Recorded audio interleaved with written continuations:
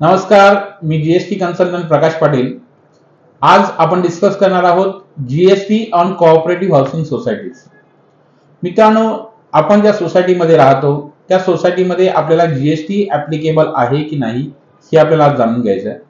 जर तुमच्या सोसायटीचा इन्कम 20 लाखाच्या वरती असेल, वर्षभराचा इन्कम, आणि मेंटेनन्स पर फ्लॅट पर मंथ जर 7,500 वरती असेल, 7,500, तर तुमच्या सोसायटीला कंपल्सरी जीएसटी रजिस्ट्रेशन घ्यायला हवं।